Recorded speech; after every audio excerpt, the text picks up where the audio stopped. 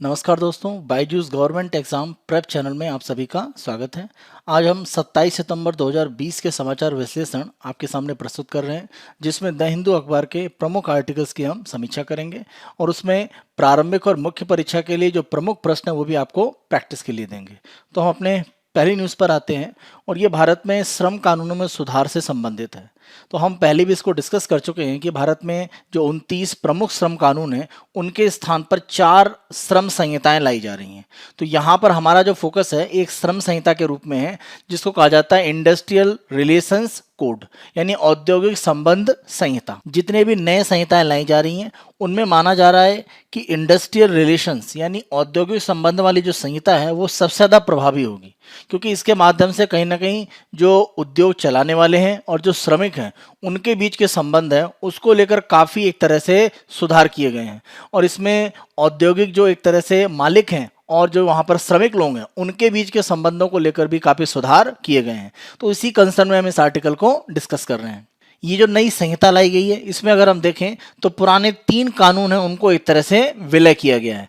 पहला अगर हम देखें तो 1926 का है ट्रेड यूनियन एक्ट, यानी जो श्रमिकों की एक तरह से संघ होते हैं, जो श्रमिक यूनियन होती हैं, उनके संबंध में जो कानून था 26 का उसको एक तरह से मिला दिया गया है। इसी के साथ साथ 1946 का अगर हम देखें तो इंडस्ट्रियल एम्प्लॉयमेंट यानी औद्योगिक रोजगार के संबंध में जो एक स्थायी निर्देश था 1946 का, उसको भी इसमें शामिल किया गया है। और तीसरा अगर हम देखें तो 1947 का इंडस्ट्रियल डिस्प्यूट एक्ट यानी औद्योगिक विवाद के संबंध में जो कानून था 47 का, वो इसमें मिलाया गया है।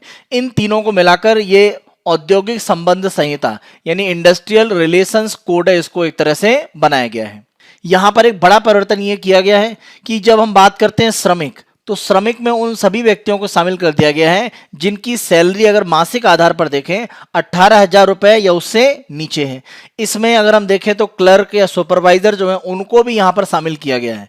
तो श्रमिकों की जो डेफिनेशन है उसमें एक परिवर्तन किया गया है और यहाँ पर चाहे स्किल्ड हो यानी कोई कौशल वाला व्यक्ति हो या बिना कौशल का हो, कोई मान लीजिए शारीरिक मैनुअल काम करता हो या कोई टेक्निकल तकनीकी काम करता हो, कोई ऑपरेशनल या क्लरिकल यानी क्लर्क के लेवल पर काम कर रहा है वो व्यक्ति भी इसमें शामिल है, या कोई सुपरवाइजर के रूप में काम कर रहा है उसको भी यहाँ पर शामिल किया गया है। लेकिन सैलरी की लिमिट कितनी कर दी गई है? 18,000 रुपए मंथली।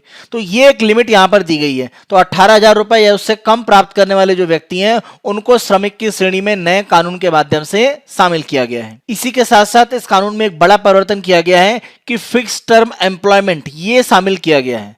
देखिए, जब हम बात करते हैं फिक्स्ड टर्म एम्प्लॉयमेंट यानी निश्चित अवधि के लिए जो रोजगार दिया जाता है, जिसको हम कॉन्ट्रैक्ट पर या संविदा एक तरह से कहते हैं, तो संविदा के आधार पर या कॉन्ट्रैक्ट के आधार पर जिन लोगों को रोजगार दिया जाता है उनको भी एक तरह से जो स्थायी कर्मचारी हैं उनके बराबर कर दिया गया है। तो ये एक महत्वपूर्ण परिवर्तन किया गया है कि अगर कोई व्यक्ति कॉन्ट्रैक्ट के आधार पर किसी उद्योग में काम कर रहा है तो उसको जितने भी अधिकार हैं वो स्थायी कर्मचारी के जो रूप में किसी व्यक्ति को मिल रहे हैं वो उसको भी दिए जाएंगे। तो ये एक बड़ा परिवर्तन है, यानी कॉन्ट्रैक्ट के आधार पर जिनको काम दिया जाता था अलग अलग उद्योगों में उनके अधिकारों का संरक्षण नहीं हो पाता था। तो नए कानून में फिक्स टर्म एम्प्लॉयमेंट इस नाम से एक नई श्रेणी डाल दी गई है और इनको अधिकार स्थायी कर्मचारियों के बराबर ही दे दिए गए हैं। वो अधिकार चाहे काम करने के घंटों के मामलों की बात करें या सैलरी को लेकर अलाउंस जो अलग अलग दिए जाते हैं या विभिन्न प्रकार की जो सुविधाएं दी जाती हैं, और यहां तक उनको ग्रेच्युटी का लाभ भी दिया जाएगा। तो ये एक बड़ा परिवर्तन है जो कॉन्ट्रैक्ट पर भारत में काम करते हैं व्यक्ति उनकी सुविधा के लिए।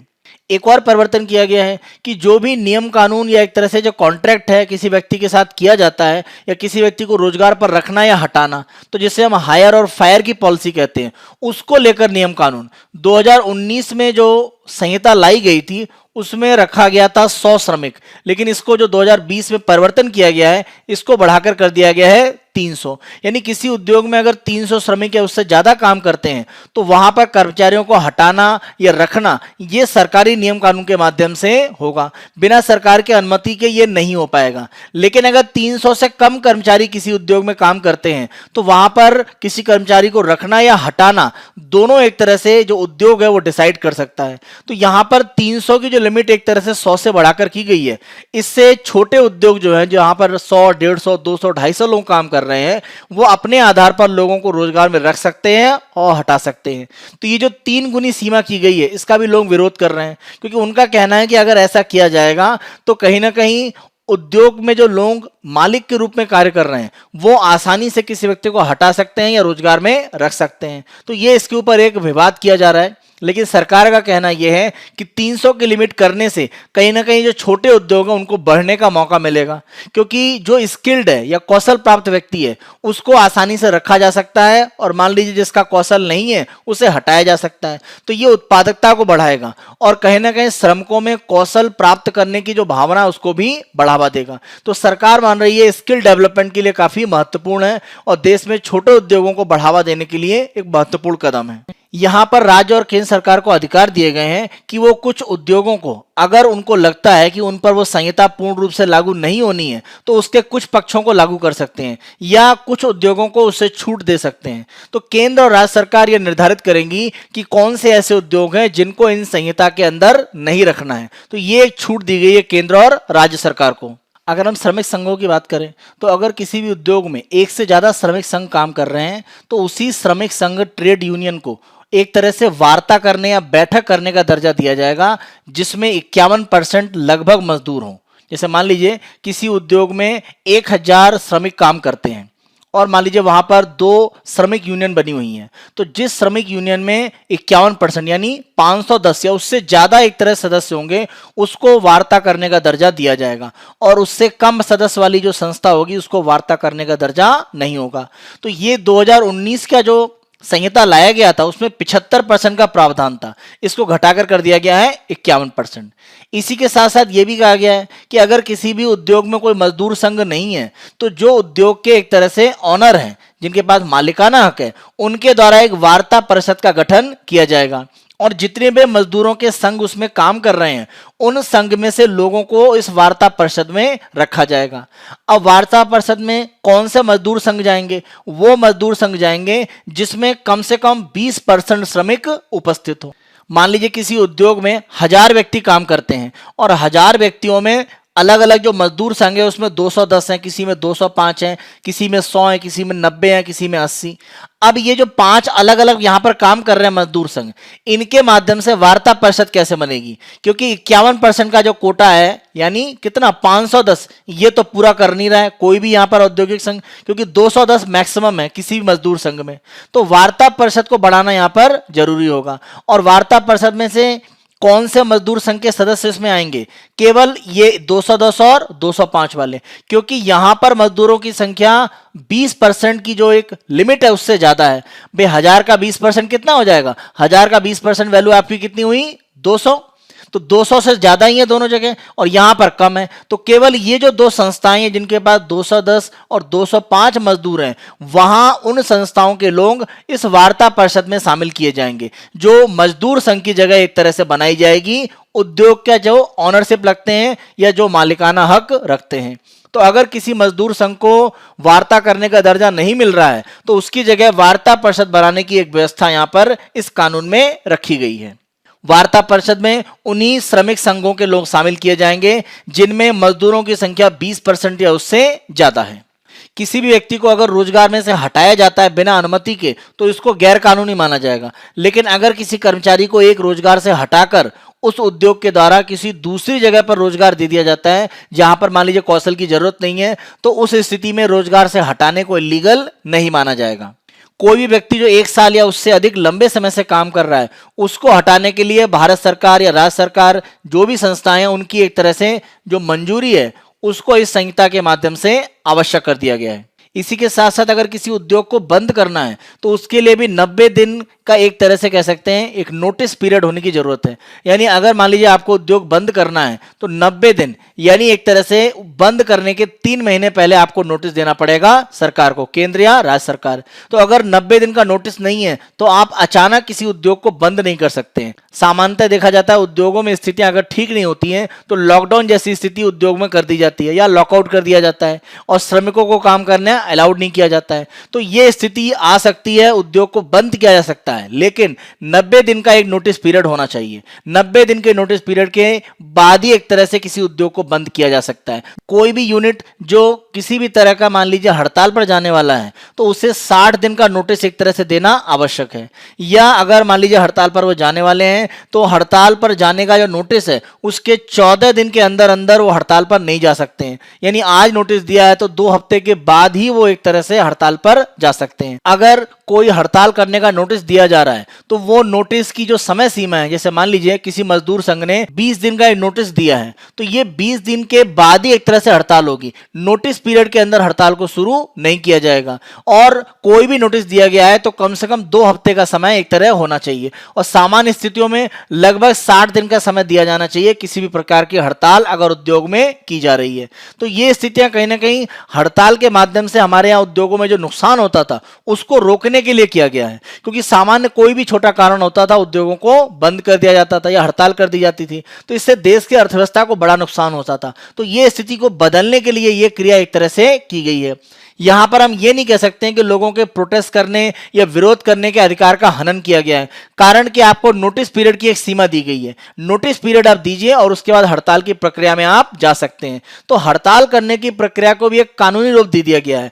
ऐसा ना हो कि अचानक हड़ताल करके किसी भी जरूरी उद्योग को बंद किया जा सके। तो ये स्थिति ना आ पाए, इससे भारत सरकार ने बचाव के लिए ये व्यवस्था यहां पर रखी है। इसी के साथ साथ किसी भी तरह की स्ट्राइक या हड़ताल नहीं की जा सकती है अगर वार्ता करने की प्रक्रिया चल रही है। और मान लीजिए वार्ता करने की प्रक्रिया आज के दिन खत्म होती है तो आज के दिन से 7 दिन का समय एक तरह से रहना चाहिए। इस 7 दिन के बाद स्ट्राइक पर श्रमिक जा सकते हैं, लेकिन वार्ता खत्म होने के 7 दिन का जो समय है उसमें उन्हें कहीं ना कहीं हड़ताल पर जाने के लिए अनुमति नहीं है, क्योंकि वार्ताएं अगर खत्म हुई हैं तो हो सकता है कि जो उद्योग के मालिकाना हक रखने वाले व्यक्ति हैं वो वार्ता में जो शर्तें उनको एक तरह से लागू करने के लिए समय उनको चाहिए। तो 7 दिन का एक समय यहां पर रहना चाहिए।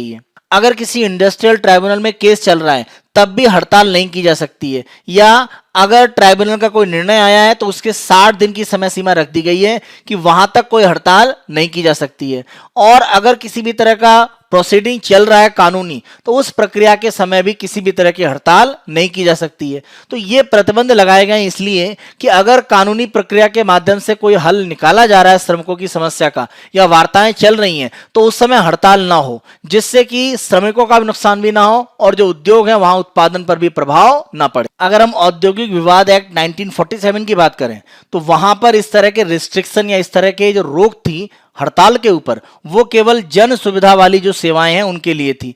जब हम बात करते हैं जन सुविधा सेवा यानी पब्लिक यूटिलिटी सर्विसेज, जैसे मान लीजिए पेयजल की सप्लाई करने वाला जो भी एक तरह से काम करता है कोई भी शहर के पार्ट पर आप देखें, या जैसे परिवहन व्यवस्था में अगर हम बात करें तो परिवहन क्षेत्र में अगर मान लीजिए ट्रांसपोर्ट पर कोई हड़ताल जाने वाली है तो ये पब्लिक यूटिलिटी जन सुविधा की एक तरह से हिस्सा है। तो यहां पर हड़ताल अगर जाने वाले हैं तो इसके लिए रिस्ट्रिक्शन या नियम कानून बने हुए थे कि कितना नोटिस पीरियड देना है उसके बाद हड़ताल पर जाना है। तो ये 1947 के एक्ट में जरूर था, लेकिन जो नई संहिता आई है उसमें सभी प्रकार के उद्योगों को इस तरह के रिस्ट्रिक्शन या सीमा में डाल दिया गया है।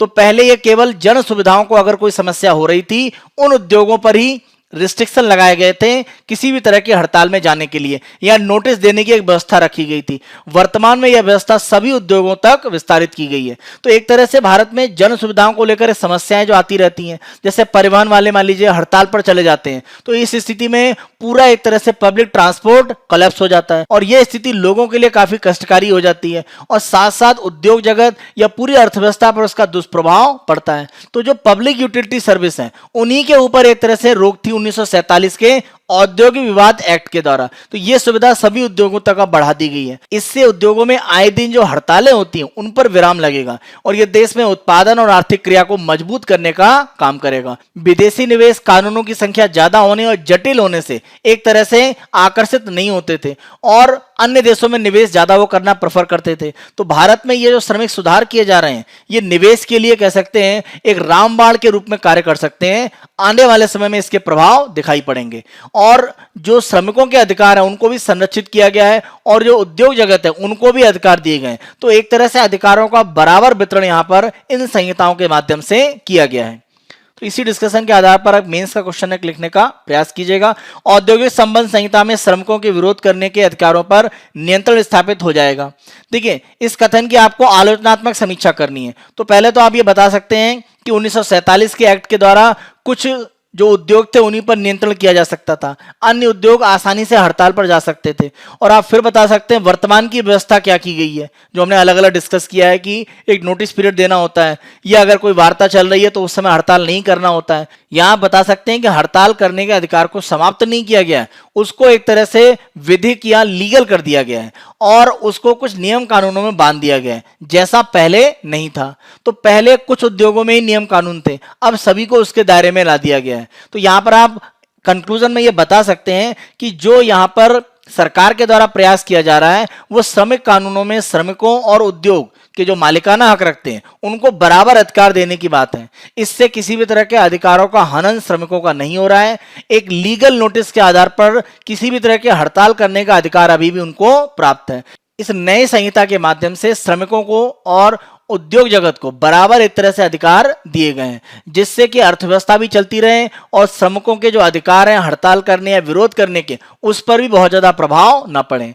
और आप ध्यान रखें कि 47 का जो औद्योगिक विवाद एक्ट था वो कुछ उद्योगों तक ही सीमित था। अब इसको विस्तारित करके क्या किया गया, नई संहिता में सभी उद्योगों को इस नियम कानून में ला दिया गया है हड़ताल करने की प्रक्रिया में। तो कहीं ना कहीं इससे हड़ताल करने के जो पूरा सिस्टम है उसको एक तरह से सरकार ने नियंत्रित करने का प्रयास किया है। इसका लाभ हमारी अर्थव्यवस्था को मिलेगा, क्योंकि बहुत सारे ऐसे भी एक तरह से तत्व होते हैं उद्योगों में जो श्रमिक संघ के रूप में कार्य कर रहे हैं, जिनका उद्देश्य एक तरह से अपना लाभ देखना है, तो श्रमिकों के लाभ के लिए उतना नहीं कार्य करते हैं। तो ऐसी जो एक तरह से इलीगल हड़तालें होती हैं उनको रोकने की व्यवस्था यहां पर की गई है। जहां पर हड़ताल लगता है कि कानूनी रूप में सही है और श्रमिकों के अधिकार उससे मिल सकते हैं, तो उनको करने के लिए अधिकार भी यहां पर दिए गए हैं। तो इस रूप में आंसर में लास्ट में आप कंक्लूजन कर सकते हैं कि किसी भी तरह का अधिकारों का हनन नहीं किया गया है, अधिकारों को कानूनी दायरे में एक तरह से लाने का काम सरकार ने इस संहिता के माध्यम से किया है।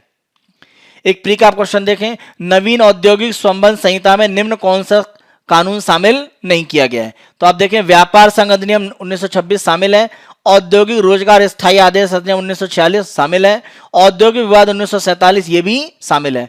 कॉन्ट्रैक्ट लेबर एक्ट जो 1970 का है ये इसमें शामिल नहीं है। तो आंसर क्या है आपका? डी। अगला क्वेश्चन प्री का और देखें, नवीन औद्योगिक संबंध संहिता में निम्न कथनों पर विचार करें।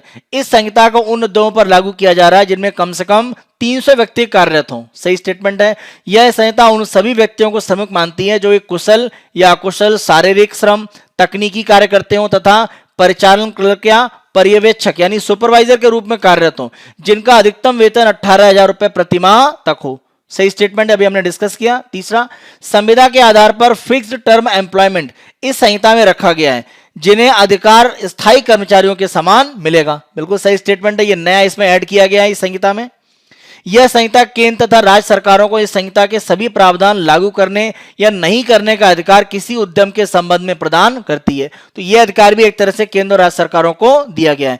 चारों स्टेटमेंट सही है, तो आंसर है आपका डी। नेक्स्ट न्यूज पर आते हैं, और ये तेलंगाना और आंध्र प्रदेश के क्षेत्रों में जो भारी बारिश हुई है उसके संबंध में है। और हमारा यहाँ पर जो प्री का क्वेश्चन है ये मूसी नदी के संबंध में है। ध्यान रखें, मूसी कृष्णा नदी की एक सहायक है और मूसी नदी के किनारे हैदराबाद शहर जो तेलंगाना की राजधानी है वो स्थित है। तो इसी मूसी नदी के संबंध में प्री का एक क्वेश्चन आप देखिए, मूसी नदी के संबंध में निम्न कथनों पर विचार करें। इसका उद्गम तेलंगाना में अनंतगिरी पहाड़ी से होता है। सही स्टेटमेंट है। ओस्मान सागर तथा हिमायत सागर इस पर स्थित दो बांध हैं जिसमें जल आपूर्ति हैदराबाद शहर को करी जाती है। इन दोनों रिजर्वायर की अगर हम बात करें तो हैदराबाद में जब निजाम का शासन था उस समय किया गया था, और हैदराबाद में आई एक बड़ी बाढ़ के बाद इन दोनों एक तरह से बांधों का निर्माण किया गया था मूसी पर। उस्मान सागर और हिमायत सागर बांधों को एक तरह से बनाकर जो पानी इकट्ठा किया जाता है इन दोनों रिजर्वायर में, इससे हैदराबाद में बाढ़ की समस्या को रोका गया और वहां की जो जल आपूर्ति, जो वाटर सप्लाई के लिए एक तरह से रिक्वायरमेंट है, वो यहां से एक तरह से पूरी किया जाता है। तो दूसरा स्टेटमेंट सही है। तीसरा, मूसी कृष्णा नदी की सहायक नदी है। तीनों स्टेटमेंट सही है, तो आंसर है आपका डी। नेक्स्ट हम देखते हैं weeding out lantana restores grasslands in Rajasthan. देखिए लैंटाना कमारा की अगर हम बात करें तो अपने आसपास अपने खेतों में सड़क के किनारे कहीं पर भी आप देखें तो ये जो आपकी एक घास है बहुत आम तौर पर आपको दिखाई पड़ती है और इसे एक तरह से कह सकते हैं एक टेररिस्ट या आतंकवादी के रूप में माना जाता है, क्योंकि जिस भी जगह पर ये घास एक तरह से प्रारंभ में आती है ये पूरे इलाके पर धीरे धीरे फैलती चली जाती है। तो ये एक विदेशी नस्ल है। प्रमुख रूप से आप देखें तो अमेरिका के क्षेत्रों में यानी दक्षिण अमेरिका और उत्तरी अमेरिका के जो एक तरह से उपोष्ण कटिबंधीय और उष्ण कटिबंधीय यानी सब ट्रॉपिकल और ट्रॉपिकल जो इलाके हैं उन क्षेत्रों में यह घास पाई जाती है और भारत में इसे 1807 में एक तरह से लाया गया था और उद्देश्य यह था सजावट के लिए और धीरे धीरे भारत के बड़े इलाकों में इसने फैलकर हमारे यहाँ की जो प्राकृतिक घास है उसको खत्म करके अपने आप को विस्तारित कर दिया। अब ये घास में जो एक तरह से फल या फूल लगते हैं वो जानवरों के खाने के लिए बहुत उपयुक्त नहीं माने जाते हैं, तो इसीलिए कहीं ना कहीं अगर इसका विस्तार किसी भी जगह पर बढ़ता है तो वहां पर वन्य जीवों के लिए भी स्थितियां बहुत अच्छी नहीं रह जाती हैं। और इसी कड़ी में अगर हम देखें तो राजस्थान के पार्ट पर एक वाइल्ड लाइफ सेंचुरी है Sajjangarh. Sajjangarh wild life sanctuary में इस लैंटाना कमारा का जो विस्तार हुआ है उसके कारण से वहां पर जो घास के मैदान है वो कम हो गए, जिस कारण से वहां पर जो भी शाकाहारी जानवर है उनको खाने की एक तरह से कमी हुई और ये पूरी खाद्य श्रृंखला को वहां पर खराब कर रहा था। इसीलिए इस वाइल्ड लाइफ सेंचुरी में राजस्थान में एक कार्यक्रम शुरू किया गया, नाम रखा गया मिशन लैंटाना और उद्देश्य यह था कि इस घास को पूर्ण रूप से यहां से समाप्त किया जाए। तो ये खरपतवार या वीड के रूप में धीरे धीरे बढ़ता चला जा रहा है, तो इसको हटाने के लिए जो प्रयास किया गया है तो इसी लैंटाना कैमेरा जो वीड है या खरपतवार है उसके संबंध में एक तरह से हमारा प्री का क्वेश्चन है। लैंटाना कमारा एक तेजी से फैलने वाली जंगली घास है जिसे भारत में सजावट के लिए 1807 में कोलकाता में प्रारंभ किया गया। सही स्टेटमेंट है।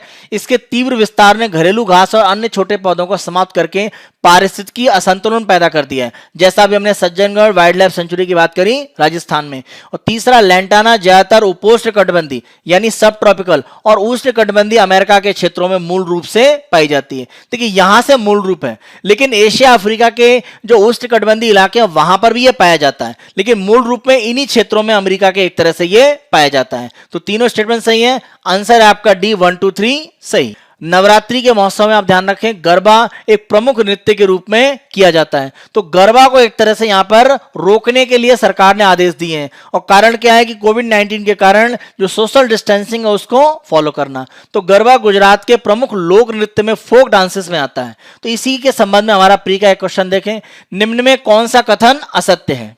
गुजरात के प्रमुख लोक नृत्य गरबा, डांडिया रास, टिप्पणी, झुरियन, भवाई सारे सही हैं, तो ये आपका सही है। तमिलनाडु के प्रमुख लोक नृत्य कुमी, कोलट्टम, कवादी सही स्टेटमेंट है। जम्मू कश्मीर के प्रमुख लोक नृत्य रऊफ, हिकात, मंदजास सही स्टेटमेंट है। नागालैंड के प्रमुख लोक नृत्य, देखिए नागालैंड के जब हम प्रमुख लोक नृत्यों की बात करते हैं तो रेंगमा सही है, इसके अलावा जेलियांग भी सही है। देखिए चिराव की अगर हम बात करें तो चिराव यहां का लोक नृत्य नहीं है, ये बेसिकली आपका प्रमुख रूप से मिजोरम में लोक नृत्य के रूप में प्रसिद्ध है। चिराव डांस बैम्बो डांस के नाम से भी एक तरह से नागालैंड के इलाकों में किया जाता है, लेकिन चिराव जो नाम है वो बेसिकली कहां पर है? मिजोरम में। तो मिजोरम का प्रमुख डांस फॉर्म है आपका चिराव। तो ये नागालैंड में नाम नहीं यूज किया जाता, ये मिजोरम में किया जाता है, लेकिन होता बैम्बो या बांस के माध्यम से किया जाने वाला डांस ही। तो बैम्बो डांस है वो प्रमुख रूप से नागालैंड में नाम यूज किया जाता है और उसकी जगह मिजोरम में इसको कहा जाता है चिराव। इसीलिए डी स्टेटमेंट आपका गलत हो जाता है। चिराव कहां का है? मिजोरम का एक बैम्बो से किया जाने वाला प्रमुख डांस फॉर्म है। तो यहां पर आंसर आपका हो जाएगा डी। नेक्स्ट हम देखते हैं CAG moods prove over cess accounting dodge. देखिए यहां पर सीएजी की तरफ से एक जांच की बात की जा रही है और खासतौर पे सेस। यहां पर दो टर्म होते हैं, एक तो सेस कहलाता है या उपकर और दूसरा सरचार्ज या अधिभार। तो दोनों में अंतर यह रहता है कि सेस है वो किसी नाम से होता है, जैसे हेल्थ एंड एजुकेशन सेस, स्वास्थ्य और शिक्षा उपकर। तो सेस जिस नाम से लगाया जाता है उस पैसे को वहीं पर खर्च करना जरूरी होता है। जहां तक सरचार्ज की बात करें तो सरचार्ज किसी उद्देश्य से नहीं लगाया जाता है। सरचार्ज का पैसा जो भी सरकार एकत्रित करती है उसको किसी भी जगह पर खर्च किया जा सकता है। तो सरचार्ज किसी विशेष उद्देश्य से नहीं होता है। सेस हमेशा किसी विशेष उद्देश्य से, जैसे अगर आप देखें जीएसटी में राज्यों को जो नुकसान हो रहा है तो जीएसटी कंपनसेशन सेस यानी जीएसटी मुआवजा उपकर, तो वहां जो भी पैसा इकट्ठा होगा उससे जो जीएसटी में राज्यों को नुकसान होता है उसकी भरपाई की जाती है। तो सेस किसी उद्देश्य के साथ लगाया जाने वाला उपकरण है, जबकि सरचार्ज का पार्ट उद्देश्य फिक्स नहीं होता, कहीं पर भी सरकार इसका उपयोग कर सकती है। जैसे अगर हम भारत में देखें तो 50 लाख से ऊपर की अगर आपकी आमदनी है तो आपके ऊपर एक सरचार्ज अलग से लगाया जाता है इनकम टैक्स के अलावा। तो वो सरचार्ज जब इकट्ठा होता है तो वो अलग अलग उद्देश्य के लिए सरकार खर्च कर सकती है। तो यहां पर भारत सरकार के द्वारा सेस के माध्यम से जो पैसा इकट्ठा किया गया है, खासतौर पर एक सेस की अगर हम बात करें तो central road and infrastructure fund CRIF, इस पैसे को सरकार ने अपने टैक्स का जो कलेक्शन का पार्ट है वहां पर एक तरह से नॉन टैक्स रेवेन्यू में उसको दिखा दिया है। पेट्रोल और डीजल के ऊपर जो सेस लगाया जाता है उसको एकत्रित करके एक कोष में डाला जाता है, central road and infrastructure fund CRIF, और इसका उपयोग अलग अलग तरह के जो भी आपके परिवहन के साधन डेवलप करने की बात करें या इंफ्रास्ट्रक्चर डेवलप करने के लिए वहां पर खर्च किए जाते हैं। सरकार ने पेट्रोल और डीजल पर सेस में जो पैसा इकट्ठा किया है उसको एक तरह से अलग अन्य रूप में उपयोग किया गया है। अभी हमने डिस्कस किया था कि सेस जिस पर्पस से लगाया जाता है वहीं पर खर्च करना होता है। तो सरकार ने पेट्रोल डीजल पर जो सेस इकट्ठा किया है उसको अन्य जगह पर एक तरह से उपयोग करने के लिए दिखाया है। इसके ऊपर CAG ने एक तरह से ऑब्जेक्शन किया है। CAG का कहना है कि इस तरह का अगर कोई काम सरकार करती है तो ये सेस का लगाने का जो उद्देश्य है वो पूरा नहीं हो पाता है, क्योंकि सेस जिस पर्पस से लगाया गया है वहीं उसका खर्च होना चाहिए। इसी के ऊपर CAG ने एक तरह से विवाद किया है। तो इसी पर हमारा प्री का क्वेश्चन आप देखें, केंद्रीय सड़क और बुनियादी सुविधा को CRIF यानी central road and infrastructure fund के संबंध में निम्न कथनों पर विचार करें। इसका गठन 2000 में केंद्रीय सड़क कोष के नाम से किया गया। बिल्कुल सही स्टेटमेंट है। इसमें धन पेट्रोल तथा डीजल पर उपकर सेस लगाकर प्राप्त किया जाता है। सही statement. Central road and infrastructure fund परिवहन, सड़क और पुल, बंदरगाह, शिपयार्ड, अंतर्देशीय जलमार्ग, हवाई अड्डे, रेलवे, शहरी सार्वजनिक परिवहन, ऊर्जा, जल और स्वच्छता, संचार, सामाजिक और वाणिज्यिक जैसी विभिन्न बुनियादी ढांचा क्षेत्रों के लिए भी उपयोग किया जाता है। तो ध्यान रखें, इसका जो एक तरह से उद्देश्य है इस फंड के पैसे का कहां उपयोग करना है वो काफी व्यापक कर दिया गया है। प्रारंभ में 2000 में जब बनाया गया था तो केवल परिवहन के लिए था। जब इसका नाम बदल गया यानी CRF की जगह कर दिया गया CRIF, तो इसमें बुनियादी ढांचा इंफ्रास्ट्रक्चर की सुविधाओं को विकसित करना भी इसके खर्च में डाल दिया गया। तो तीनों स्टेटमेंट सही हैं। आंसर है आपका डी। मध्य प्रदेश में अनुसंधान करते हुए उभयचर एम्फीबियंस की कुछ नई 5 प्रजातियों के बारे में पता चला है जो अभी तक मध्य प्रदेश के इलाकों में नहीं देखी गई थी और अन्य इलाकों में जरूर देखी गई थी, लेकिन मध्य प्रदेश में इन्हें पहली बार एक तरह से रिकॉर्ड किया गया है और इसमें मेढक और टोड की अलग अलग प्रजातियों को एक तरह से देखा गया है। आप ध्यान रखें, कोई भी प्रजाति होती है उसकी जब एक तरह से जांच की जाती है तो प्रजाति की जांच करने में एक मेथड होता है, इसको हम कहते हैं क्रिप्टिक स्पीसीज। तो जांच करने के समय में अगर क्रिप्टिक स्पीसीज होती हैं तो क्रिप्टिक स्पीसीज का मतलब ये होता है कि अगर कोई प्रजाति ऐसी है जिसमें देखने में समानता है, जैसे मान लीजिए मेढक की प्रजाति है, 2 लगभग समान है देखने में, लेकिन उनका जो डीएनए एक तरह से एनालिसिस किया गया तो दोनों में अंतर आ गया, तो दोनों अलग अलग प्रजातियां हो गई। तो ऐसी प्रजातियां जो देखने में एक समान होती हैं लेकिन डीएनए उनके अलग अलग हो जाते हैं, तो ऐसी प्रजातियों को क्रिप्टिक स्पीसीज या क्रिप्टिक प्रजाति के नाम से जाना जाता है। और इसी माध्यम से एक तरह से ये उभयचरों की जो नई प्रजातियां उनके बारे में मध्य प्रदेश में पता लगाया गया है। ध्यान रखें, नई प्रजातियां केवल मध्य प्रदेश के लिए हैं, ये भारत के अन्य इलाकों में ऑलरेडी पाई जाती हैं। अगर हम पहली यहां पर प्रजाति देखें ड्वार्फ टोड या बोने टोड की बात करें तो ये प्रायद्वीपीय भारत में ही पाई जाती है। दूसरी प्रजाति है ओडिशा पैडी फ्रॉग, ये पूर्वी भारत के इलाकों में पाई जाती है। तीसरा अगर देखें तो रिंकल्ड क्रिकेट फ्रॉग, इसकी अगर हम बात करें तो ये कर्नाटक के इलाकों में भी पाई जाती है। चौथी अगर हम यहां पर देखें तो पियरेस क्रिकेट फ्रॉग, ये नेपाल, भूटान और असम के इलाकों में पाई जाती है।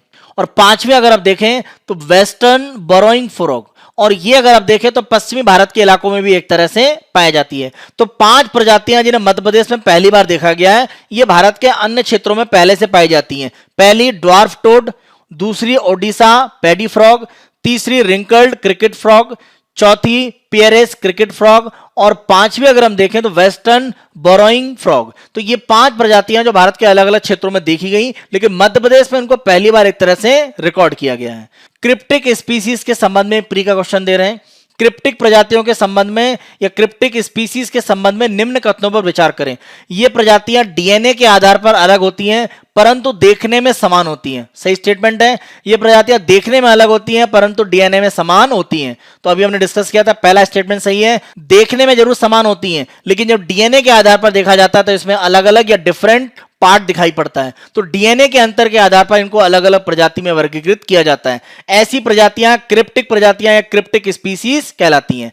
पहला स्टेटमेंट यहां पर सही है। दूसरा देखें, using cloud computing for better flood inundation mapping. देखिए बाढ़ के समय जो पूरा इलाका एक तरह से बाढ़ग्रस्त होता है, खासतौर पर अगर हम 2018 में केरल में आई हुई बाढ़ की अगर हम बात करें तो पूरे इलाके की जो फ्लड मैपिंग है वो करने के लिए एक तरह से व्यवस्था कैसे की जाए। फ्लड मैपिंग करने के लिए केरल में एक योजना चल रही है जिसमें प्रमुख रूप से अगर हम देखें तो यूरोपियन स्पेस एजेंसी यानी यूरोपीय अंतरिक्ष एजेंसी का जो कॉपरनिकस प्रोग्राम है जिसमें उनके द्वारा 30 सैटेलाइट अंतरिक्ष में भेजे जाएंगे और उसके माध्यम से अलग अलग तरह का जो अध्ययन पृथ्वी के लिए किया जाएगा उसका उपयोग किया जा रहा है एक तरह से फ्लड मैपिंग करने के लिए केरल के पार्ट पर। हमारा जो प्री का क्वेश्चन है ये इसी कॉपरनिकस जो प्रोग्राम है यूरोपियन स्पेस एजेंसी का उसके संबंध में दिया गया है। कॉपरनिकस योजना के संबंध में निम्न कथनों पर विचार करें।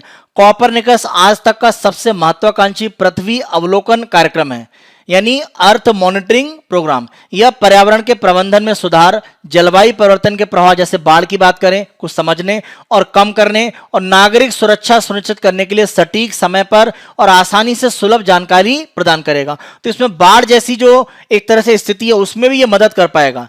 दूसरा, यह पहल यूरोपीय अंतरिक्ष एजेंसी के साथ साझेदारी में यूरोपीय आयोग यानी यूरोपियन कमीशन के नेतृत्व में प्रारंभ हुई है। सही स्टेटमेंट है। तीसरा, यूरोपीय अंतरिक्ष एजेंसी विशेष रूप से कॉपरनिकस कार्यक्रम की परिचालन आवश्यकताओं के लिए सेंटिनल नामक उपग्रहों का एक नया परिवार विकसित कर रहा है। तो कॉपरनिकस प्रोग्राम में कितने उपग्रह डालने वाले हैं, अगला पॉइंट आप देख लें। इस योजना में 30 उपग्रह शामिल हैं। तो ये जो उपग्रह हैं इनको सेंटिनल एक तरह से नाम दिया गया है। तो सेंटिनल एक तरह से उपग्रहों को कहा गया है जो 30 यहां पर प्रक्षेपित किए जाएंगे यूरोपियन स्पेस एजेंसी के द्वारा कॉपरनिकस प्रोग्राम में। तो सेंटिनल इन उपग्रहों को एक तरह से नाम दिया गया है। तो यहां चारों स्टेटमेंट सही है। आंसर है आपका डी। यहां पर ये न्यूज देखें तो ये कॉमेट यानी पुच्छल तारे या धूमकेतु के संबंध में है और यहां से पहली बार पराबैंगनी एक तरह से जो प्रकाश है उसके बारे में एक तरह से इंफॉर्मेशन मिली है। इसके पहले आप देखें तो पराबैंगनी जो भी इस तरह का प्रकाश है वो केवल कुछ ग्रहों या अलग अलग जो चंद्रमा होते हैं अलग अलग ग्रहों के उनके बारे में देखा गया था। तो किसी ग्रह और चंद्रमा से अलग किसी धूमकेतु में एक तरह से पहली बार अल्ट्रावायलेट के जो परिणाम है वो एक तरह से देखे गए हैं। और यह धूमकेतु कौन सा है, च्यूरिमोब गैरी सेमेंको। तो यहां पर हम कॉमेट के संबंध में या धूमकेतु के संबंध में यहां प्री का क्वेश्चन दे रहे हैं। जैसे अगर हम ये सूर्य को मान लें तो सूर्य के चारों ओर एक तरह से एक कक्षा के चारों ओर सूर्य में धूमकेतु गति करते रहते हैं और माना जाता है कि हमारे सोलर सिस्टम का जो बाहरी भाग है जिसको क्यूपर बेल्ट भी कहा जाता है वहां पर बड़ी संख्या में इस तरह के धूमकेतु होते हैं। धूमकेतु के लिए माना किया जाता है कि ये सौरमंडल के निर्माण के समय बचे हुए अवशेष हैं जो सामान्य रूप में जमे हुए या फ्रीज फॉर्म में रहते हैं। जब ये सूर्य के पास से निकलते हैं तो धूमकेतु में सूर्य की गर्मी के कारण जो ऊपरी भाग होता है यानी आगे का हिस्सा वो एक तरह से यहां पर मेल्ट करता है और पिघलता है और क्लाउड के रूप में पीछे की तरफ एक बड़ी कह सकते हैं इमेज बनती जाती है। तो इसीलिए जैसे आगे का हिस्सा है और ये पिघलकर पीछे की तरफ धुएं के रूप में जाता रहता है तो एक पुच्छल या पूछ जैसी आकृति बनती है। इसीलिए धूमकेतु को पुच्छल तारे या झाड़ू के आकार में एक तरह से मान लिया जाता है कि इसमें पूछ जैसी आकृति बनती है। और एक अगर आप विश्व प्रसिद्ध धूमकेतु की बात करें तो यह है हेली कॉमेट। हेलिस कॉमेट की बात करें तो 76 साल के बाद ये दिखाई देता है और 1986 में अंतिम बार इसको देखा गया था। तो वही इसकी इमेज है। तो आगे का हिस्सा देखें जो एक तरह से मेल्ट कर रहा है, पीछे धुएं के रूप में जा रहा है। तो आप देखें ये पूछ जैसी आकृति एक बनती जा रही है। तो इसीलिए इसको पुच्छल तारा भी कहा जाता है। वैसे कॉमेट के रूप में ज्यादा नाम प्रसिद्ध या धूमकेतु। तो कॉमेट या धूमकेतु के संबंध में प्री का क्वेश्चन आप देखिए। धूमकेतु धूल चट्टान और आयनों से बने सौरमंडल के निर्माण के समय के अवशेष हैं जो जमे रूप में रहते हैं। सही स्टेटमेंट है।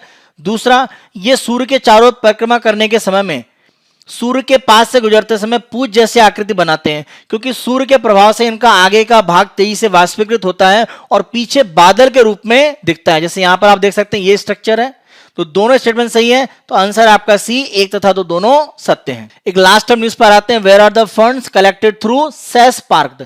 तो यहां पर जो सेस या उपकर के बारे में अभी हमने डिस्कस किया था, उसी सेस को लेकर डिटेल में यहां पर एक पॉइंट जरा हम देखते हैं जो इस आर्टिकल के माध्यम से बताया गया है। देखिए, प्रत्येक जो उपकर होता है वो संसद द्वारा उसके निर्माण के बाद एक सक्षम कानून के माध्यम से एकत्रित किया जाता है, तो बिना संसद की मंजूरी के इसको लागू नहीं किया जा सकता है। तो ध्यान रखें, संसदीय मंजूरी के बाद ही उपकर लगते हैं। और जो अनुच्छेद 270 है, यह भारत सरकार को अधिकार देता है कि जो सेस से पैसा इकट्ठा किया जाता है उसको केंद्र सरकार राज्यों के साथ साझा करने के लिए विवश नहीं है, क्योंकि केंद्र सरकार जो कर इकट्ठा करती है उसमें वित्त आयोग की सिफारिश के बाद कुछ टैक्स का हिस्सा राज्यों को भी दिया जाता है, तो उसमें सेस या उपकर को शामिल नहीं किया जाता, और यह अनुच्छेद 270 से केंद्र सरकार को सुविधा दी गई है। अगर हम 1944 के बाद देखें तो भारत में 42 अलग अलग प्रकार के सेस या उपकर लगाए गए। सबसे पहला उपकर अगर आप देखें तो यह माचिस पर लगाया गया था, और अगर हम आजादी के बाद देखें तो 1953 में दो सेस लगाए गए थे, एक नमक के ऊपर और एक चाय के ऊपर। 2017 में जब भारत में जीएसटी लागू हुआ तो जितने भी भारत में अलग अलग सेस या उपकर थे या सरचार्ज या अधिभार लगाए जाते थे, उन सभी को एक तरह से लगभग मिला दिया गया। लेकिन सेस में कुछ अभी भी बाकी हैं। तो अभी भारत में कितने सेस अलग अलग प्रकार के लगे हैं? 7 सेस हैं जो अभी भी लगे हैं। पहला आप देखें, निर्यात पर सेस, निर्यात पर उपकर, कच्चे तेल पर लगने वाला सेस, स्वास्थ्य और शिक्षा उपकर यानी हेल्थ एंड एजुकेशन सेस, सड़क और आधारभूत संरचना उपकर, अभी हमने डिस्कस किया था central road and infrastructure fund, तो सड़क और आधारभूत संरचना उपकर। तो ये आपका फर्स्ट, सेकंड, थर्ड, ये फोर्थ। अगर हम फिफ्थ की बात करें तो फिफ्थ को आप यहां से स्टार्ट मानिएगा, तो फिफ्थ कौन सा होगा? भवन और अन्य निर्माण श्रमिक कल्याण उपकर, यानी कंस्ट्रक्शन में या अन्य प्रकार के निर्माण में जो श्रमिक काम कर रहे हैं उनके कल्याण के लिए एक सेस लगाया जाता है। तो पांचवा क्या है? भवन और अन्य निर्माण श्रमिक कल्याण उपकर। छठवां अगर आप देखें तो तंबाकू और तंबाकू उत्पादों पर राष्ट्रीय आपदा आकस्मिक शुल्क। और सातवां अगर आप देखें तो जीएसटी क्षतिपूर्ति उपकर, जिसे जीएसटी कंपनसेशन सेस कहा जाता है, जिसका पैसा राज्यों को जीएसटी में जो नुकसान होता है उसकी भरपाई करने के लिए एक तरह से उपयोग किया जाता है। तो ये 7 सेस या उपकर हैं जो भारत में अभी भी एक तरह से लागू हैं। तो इसी सेस पर अगर हम एक प्री का क्वेश्चन देखें, उपकर के संबंध में निम्न कथनों पर विचार करें। 7 उपकर हैं जो अभी भी लागू हैं, सही स्टेटमेंट है। दूसरा, 7 उपकर हैं जो अभी लागू हैं, निर्यात पर उपकर, कच्चे तेल, स्वास्थ्य और शिक्षा उपकर, सड़क और आधारभूत संरचना उपकर, भवन और अन्य निर्माण श्रमिक कल्याण उपकर, तंबाकू और तंबाकू उत्पादों पर राष्ट्रीय आपदा आकस्मिक शुल्क और जीएसटी क्षतिपूर्ति उपकर। तो ये 7 सही है, तो दूसरा स्टेटमेंट भी सही है। तीसरा, संविधान का अनुच्छेद 270 उपकर को उन करों के विभाज्य पूल के दायरे से बाहर रखने की अनुमति देता है जिन्हें केंद्र सरकार को राज्यों के साथ साझा करना चाहिए। तो सेस को राज्य सरकारों के साथ साझा करना केंद्र के लिए आवश्यक नहीं है, यह आर्टिकल 270 से उसको छूट मिल जाती है। और चौथा, 1944 के बाद से 42 उपकर को विभिन्न बिंदुओं पर लगाया गया और पहला उपकर माचिस पर लगाया गया था। तो चारों स्टेटमेंट सही हैं, तो आंसर है आपका डी। तो ये हमारा 27 सितंबर 2020 के समाचार विश्लेषण थे, जिसमें हमने आपको मुख्य और प्रारंभिक परीक्षा के लिए कुछ क्वेश्चन भी दिए, जिनको आप प्रैक्टिस कीजिएगा। आने वाले समय में अन्य दिनों के समाचार विश्लेषण हम आपको इसी तरह से प्रस्तुत करते रहेंगे। अगर आप Byju's government exam prep channel को पसंद कर रहे हैं तो इसे अधिक से अधिक संख्या में लाइक करें, शेयर करें और सब्सक्राइब करें। धन्यवाद।